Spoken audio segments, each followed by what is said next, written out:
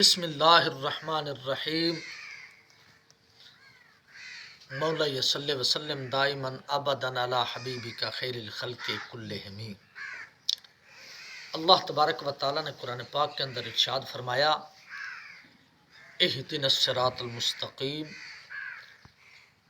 مجھ سے یہ دعا مانگا کرو اے مومنو، ہمیں تعلیم عطا فرمائی، تعلیم کے طور پر یہ عطا فرمائی کہ یا اللہ ہمیں سیدھا راستہ دکھا۔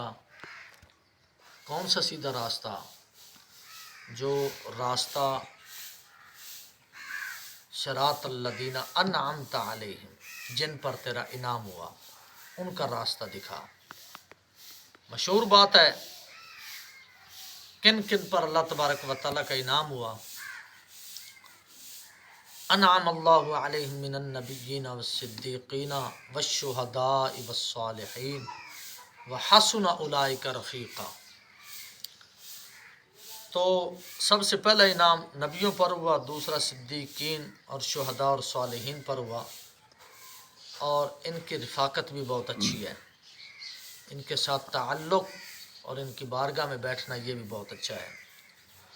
تو آج کا جو ہمارا عنوان ہے وہ کچھ اس طرح ہے کہ ایک دوست نے مجھے کلپ بھیجا، مولانا رمضان سیالوی صاحب جو کہ داتا دربار کے خطیب ہیں، ان کا کلپ بھیجا۔ اس کے اندر وہ بار بار کہہ رہے ہیں کہ یہ جھگڑے مسجد سے باہر رکھو، مسجد کے اندر لانے کی ضرورت نہیں، یہ بات۔ اور دوسری بات انہوں نے کی کہ فضل چشتی صحیح کرتا ہے جو لبیک والوں کو باہر نکال دیتا ہے مجمع سے۔ یہ دو باتیں میں نے آپ حضرات کے سامنے بطور عنوان عرض کرنی ہے۔ اللہ تبارک و تعالیٰ کا جو انعام ہوا ہے وہ خاص کر اپنے پاکیزہ بندوں پر ہوا ہے۔ 4 انعام یافتہ جو طبقے ہیں ان پر اللہ تبارک و تعالیٰ کا انعام ہوا ہے، جن میں آخری انعام یافتہ لوگ صالحین ہیں۔ ان صالحین میں حضور گنج کرم مخدوم ملت حضرت سیدنا عثمان علی بن عثمان الحجویری رحمۃ اللہ تعالی علیہ، یہ بھی صالحین میں ہیں۔ ان کی کشف المحجوب شریف جو اصل فارسی کی ہے اس کے اندر بھی، اور حضرت سیدنا مجدد الفسانی رحمۃ اللہ علیہ ان کے جو مکتوبات شریف ہیں، ان کی روشنی میں اگر دیکھا جائے تو صحیح عقیدہ، صحیح عقائد اہل سنت و جماعت کے ہیں۔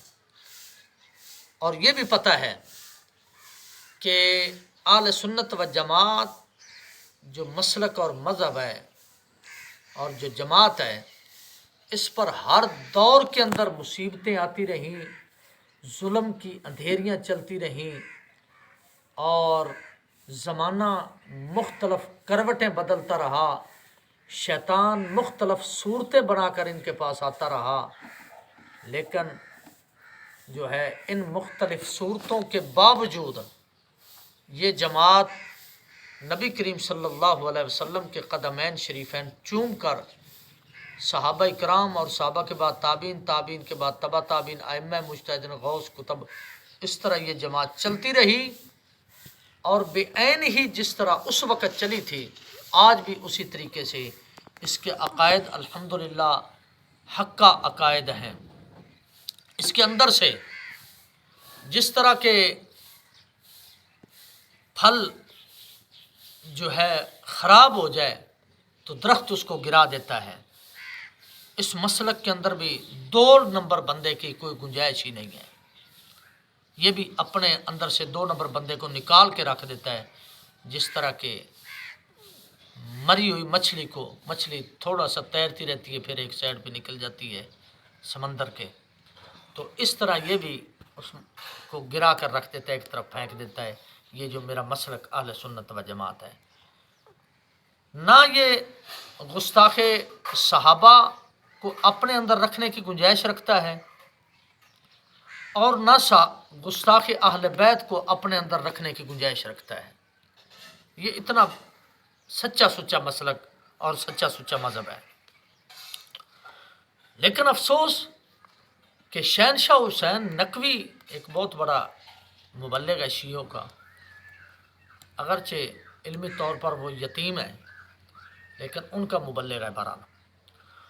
تو اس نے ایک جملہ کہا تھا. جملہ کیا کہا؟ اس نے کہا تھا کہ 2020 اور 21 یہ شیعوں کا سال ہے. اس وقت تو شاید اس کے بیانیہ کی سمجھ نہ آئی، لیکن جس وقت پیر ریاض شاہ اور پیر عرفان شاہ جیسے اور پیر منور شاہ جیسے بک کر سامنے آئے، یہ قادری شادری یہ تو شروع سے ہی بکے ہوئے ہیں ان کے نام پر، روافظ کے پیسوں پر اور روافظ کے مال پر یہ بکے ہوئے ہیں. لیکن یہ حضرات جب سامنے آئے، میں اپنی بات بتاتا ہوں کہ میں خود اتنا محبت رکھتا تھا اور عشق کی حد تک محبت تھی مجھے پیر عرفان شاہ صاحب سے، لیکن جب اس کے عقائد سامنے آئے اور پیر شمس الرحمان مشہدی، وہ تو حضرت عمر بن خطاب کے جو قاتل ہے، دشمن صحابہ ہے، اس کے مزار پر جا کر سلامی پیش کر رہا ہے، سلام پیش کر رہا ہے اور فاتحہ پڑھ رہا ہے، تو بڑا دکھ لگا.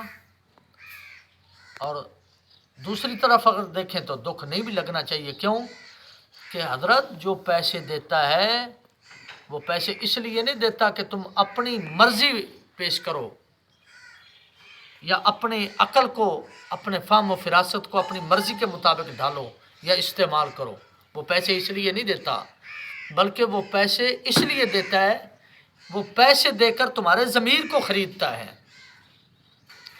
کہ ہم جہاں چاہیں گے وہاں اس کو جھکائیں گے. تو شمس الرحمان مشہدی کا ہم نے دیکھ نہیں لیا حال کہ وہ گستاخ صحابہ اور وہ بھی حضرت عمر بن خطاب کے قاتل جیسے لعنتی کے مزار پر جا کر یہ جھک رہا ہے. تو اب بھی اس کو غیرت نہیں آتی اور آنی بھی نہیں، کیونکہ انہوں نے بڑی بھاری قیمت اور بھارے پیسے لیے.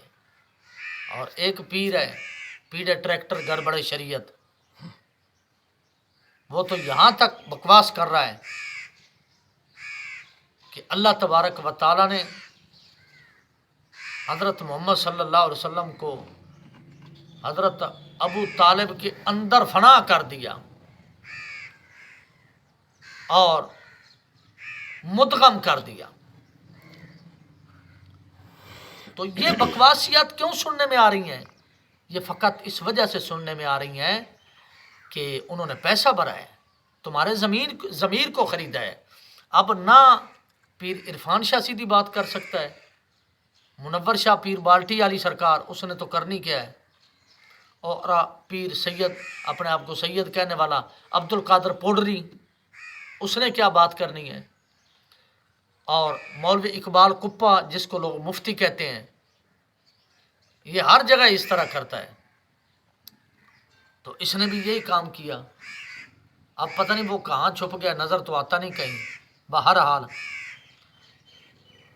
اچھا ان کے خاکہ کچھ ذہن میں تھا کہ یہ لوگ بکے ہوئے ہیں، لیکن اگلے دن جب تصویریں دیکھیں کہ حضور داتا علی حجویری رحمۃ اللہ علیہ کے عرس مبارک پر، اور عرس سے ہٹ کر بھی تصویریں ہیں مولانا رمضان سیالوی کی، جو شیعہ کی گود میں بیٹھ کر ان کو کبھی دعوتیں دے رہا ہے اور کبھی کس طرح کر رہا ہے، کبھی کس طرح کر رہا ہے. تو جب شیعہ تمہیں پیسے دیں گے تو تمہیں تو بلانا پڑے گا. شیعہ حضرت داتا صاحب کو عرس میں بھی ان کو بلانا پڑے گا، اور جہاں جہاں وہ کہیں گے تمہیں جانا پڑے گا اور ان کو بلانا پڑے گا، کیونکہ وہ پیسے کے لحاظ سے تمہارے باپ ہیں. اب انہوں نے پیسہ دے کر تمہارے ضمیر کو خریدا ہے. اب اگر ان کو باپ بھی کہنا پڑے گا تو تمہیں کہنا پڑے گا. اگر وہ کہیں گے نا کہ ہمیں باپ کہو تو تمہیں کہنا پڑے گا، کیونکہ تم ضمیر ان کے نام پر بیچ چکے ہو. میں سلام عقیدت پیش کرتا ہوں کنز العلماء حضرت العلامہ قبلہ شیر اسلام علامہ ڈاکٹر محمد آصف اشرف جلالی صاحب کی عظمت کو کہ انہوں نے جیل برداشت کر لی حضرت سیدنا امام احمد بن حنبل رحمۃ اللہ تعالیٰ علیہ کی سنت ادا کرتے ہوئے. اور حق بات میں حضرت سیدنا یوسف علیہ السلام کی سنت ادا کرتے ہوئے انہوں نے جیل کو منظور کر لیا، لیکن انہوں نے اپنا ضمیر نہیں بیچا۔ میں اس کی عظمت کو سلام پیش کرتا ہوں اور سلوٹ کرتا ہوں ان کو کہ انہوں نے اہل سنت و جماعت کا سر اونچا کیا ہے، اور آج بھی ہم فخر سے سر اٹھا کے چلتے ہیں۔ یہ قبلہ جلالی صاحب کی بڑی مہربانی ہے ہمارے اوپر۔ اچھا، جو میں بات کر رہا تھا وہ بات یہ ہے کہ تشیع یہ دعویٰ نہیں کر سکتا کہ ہمارے اوپر اللہ تبارک و تعالیٰ کا کرم ہے، کیونکہ ان کے اندر کوئی صالح نہیں ہے، ولی نہیں ہے۔ یہ یہودیت کے بکے ہوئے اور یہودیوں کے مال پر یہ بکے ہوئے لوگ ہیں، اور جو بک جائے یہودیت کے مال پر وہ سچا کیسے ہو سکتا ہے؟ ان کے اندر کون سی ولایت ہے سوائے بھنگ، سوائے چرس کے اور سوائے نشے کے؟ ان کے اندر کون سی بات ہے؟ اور جو شہنشاہ حسین نقوی نے بکواس کی، یا یہ بکواس کرتے ہیں عصمت غیر انبیاء کے بارے میں، اور پھر دوسرا شہنشاہ حسین نقوی وہ بکواس کر رہا ہے کہ ہم علی کو نبی نہیں سمجھتے بلکہ نبی سے بڑھ کر سمجھتے ہیں۔ یہ تو تمہارا عقیدہ بھی ہے، کیونکہ تم اپنا ضمیر ان کے ہاں فروخت کر چکے ہو۔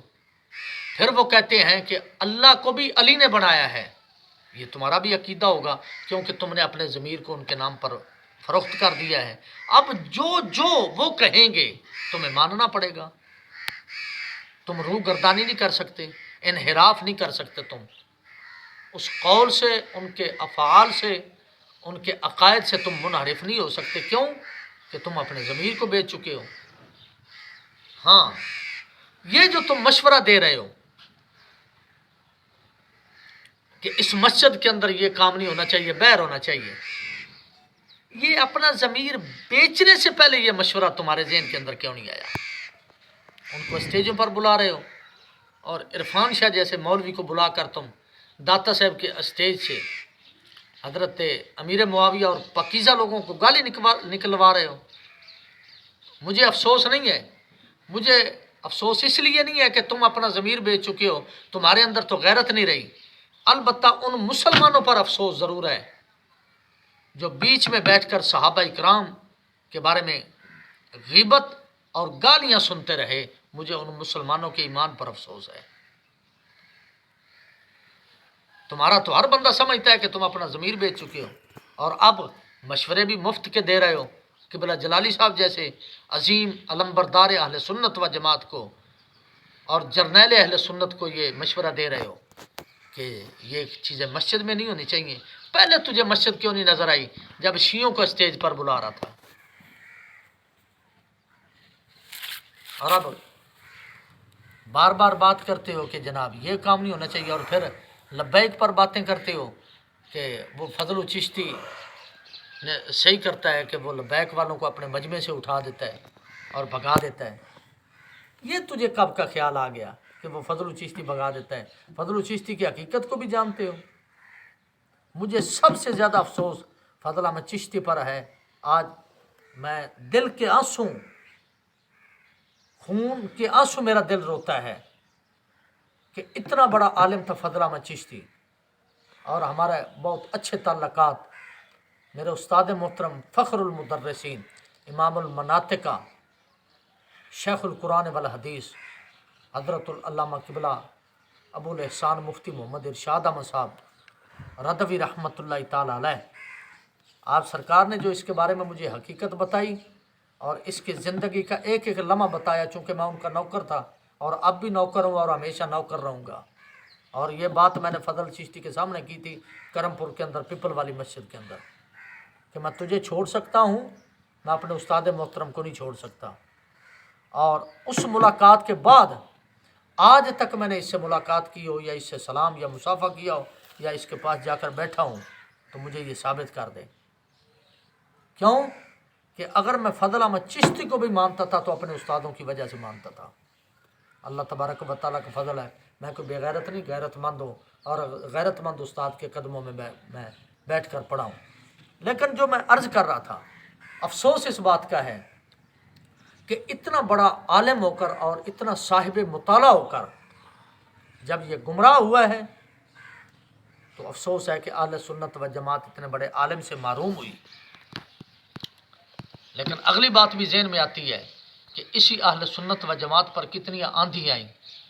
سب سے پہلی آندھی رسول اکرم صلی اللہ علیہ وسلم کے دور مبارک کے متصل نبوت کا دعویٰ جھوٹا کیا گیا، اس کے بعد پھر نبوت کا دعویٰ جھوٹا کیا گیا، پھر یہ واقعہ یزید والا، امام حسین پاک الحمدللہ اہل سنت و جماعت تھے، ان کو شہید کیا گیا، یہ آندھی آئی۔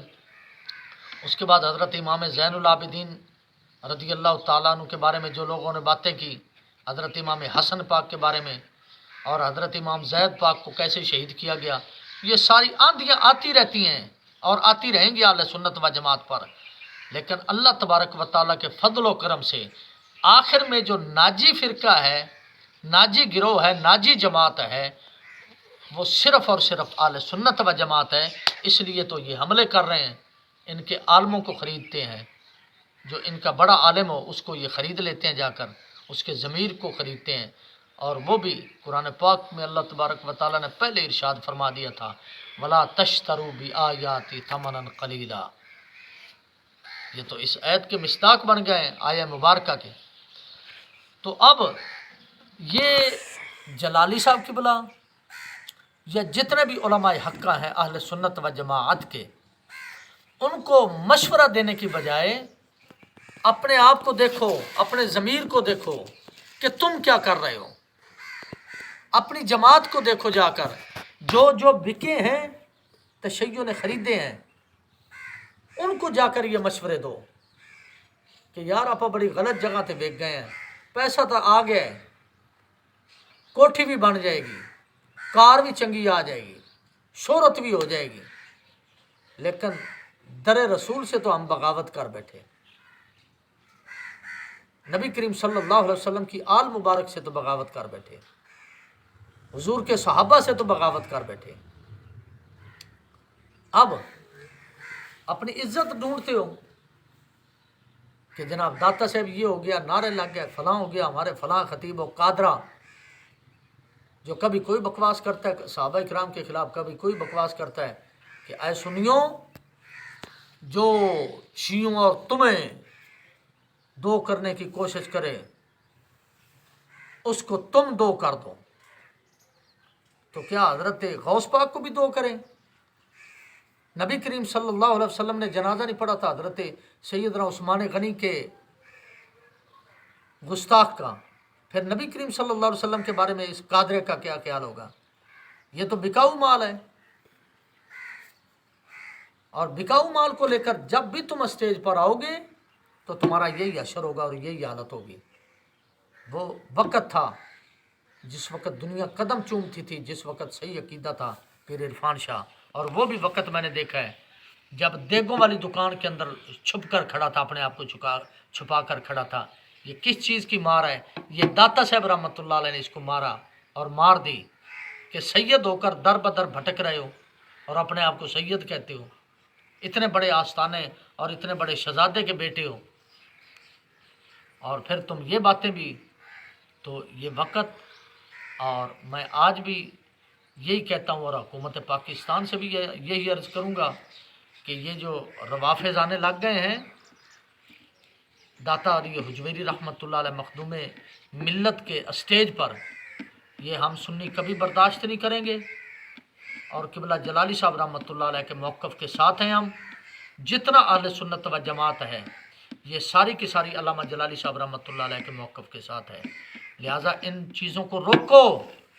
اگر تم چاہتے ہو کہ یہاں فتنہ نہ ہو یا کوئی اس طرح کی بات نہ ہو تو ان چیزوں کو روکو، اور اس ملا کو بھی روکو جو رمضان سیالوی ہے، کہ یا تو تشیع کے ساتھ رہے اور مسجد چھوڑ دے داتا صاحب کی، اگر مسجد کے اندر رہے تو پھر اس کو تشیع چھوڑنے پڑیں گے اور ان کا مال واپس کرنا پڑے گا جو یہ ہضم کر رہا ہے۔ تو اللہ تبارک و تعالیٰ کا فضل شروع سے ہی اہل سنت و جماعت پر ہے، آج بھی اہل سنت و جماعت پر ہے، قیامت تک اہل سنت و جماعت کے ساتھ رہے گا، اور میدان حشر میں بھی اگر اہل سنت و جماعت آئے گی تو ان کے چہرے سفید ہوں گے، چاند کی طرح چمکتے ہوں گے، اور انہی کی بخشش ہوگی، باقی سب ناری فرقے ہیں۔ اللہ تبارک و تعالیٰ ہمیں صحیح مسلک اور مذہب پر چلنے کی توفیق عطا فرمائے جو کہ اہل سنت و جماعت ہے۔